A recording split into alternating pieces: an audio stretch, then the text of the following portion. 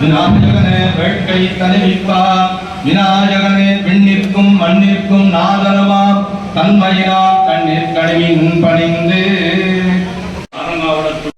ஆகிய நான் இந்து மதத்தை சார்ந்தவர் என்றும் திருக்கோவில் நலனின் வளர்ச்சியிலும் அக்கறை கொண்டவர் என்றும் உறுதிமொழி கொள்கிறேன். எனக்கு வழங்கப்பட்ட வாய்ப்பையும் கடமையையும் உரிமையையும் கொண்டு நேர்மையாக செயல்பட்டு இத்துறையின் சட்ட விதிகளுக்கு உட்பட்டு திருக்கோயில்களை மேம்படுத்தும் நோக்கம் கொண்ட மற்றும் அறநிலைத்துறைகளுக்கு தகுதி வாய்ந்த அறங்காவலர்களை தெரிவு செய்வேன் என்று கடவுளை இதன் மூலம் உறுதி கூறுகிறேன்.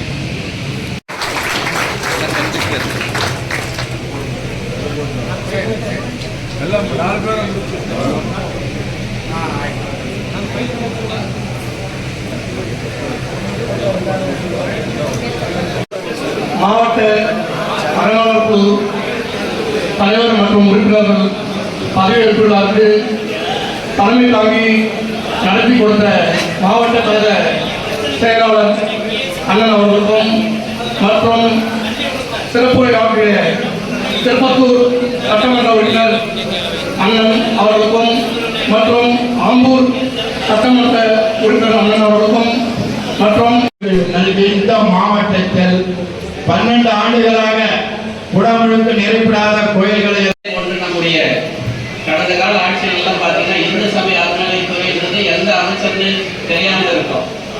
ஆனால் இன்னைக்கு நம்முடைய இந்து சமய அறநிலைத்துறை அமைச்சர் அவர்கள் பி.கே. சேகர்பாபு அவர்கள் பார்த்தீங்கன்னா முழு ஈடுபாடோட சிறப்பாக செயல்படக்கூடிய நம்முடைய அமைச்சர் அவர்கள் குறிப்பாக நம்முடைய பகுதியில் பார்த்தீங்கன்னா மடவாளம் ஈஸ்வரன் கோயிலுக்கு 50 லட்சம் ரூபாய் அரசாங்கத்தோட நிதி கொடுத்து அதுக்கு குடமுழுக்கு செஞ்சாங்க. கொரட்டி சிவன் கோயிலுக்கு திருப்பத்தூர்ன்ற வரதுக்கு காரணமாக இந்த சிவன் கோயிலுக்கு பேர் சொல்லுவாங்க.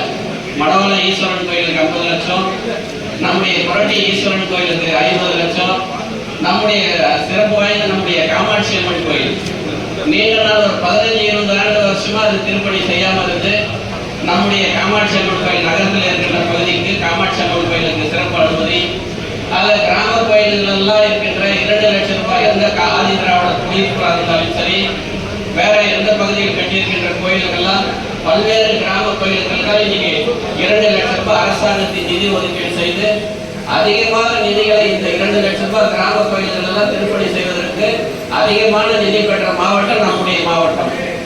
ஆக இருக்கின்ற இந்த பகுதியெல்லாம் நம்முடைய அறங்காவலர் குழுக்கு கிராம பகுதியில் இருக்கின்ற விடுபட்டு இருக்கின்ற இன்னும் கிராம கோயில்கள் இன்னும் விடுபட்ட கோயில்கள் நிறைய கோயில் இருக்கு. ஈஓவுக்கும் தலைவருக்கும் சரியானபடி உடன்பாடு இருக்கணும். உடன்பாடு இல்லாத இந்த வேலையை செய்ய முடியாது தலைவரால். ஒரே அதான் பிரச்சனையே. அந்த பிரச்சனையை சரிப்படுத்தினாதான் நிச்சயமாக இந்த ஆன்மீக எல்லாமே ஆன்மீகம், எனக்கு ஆன்மீகம் இல்லாதவே இருக்கலாம், மற்றவங்களுக்கு ஆன்மீகம் இருக்கலாம். அவருக்கு வழிவிட்டு அவர் பணி செய்யறதுக்கு தடையில்லாத இருக்கணும்.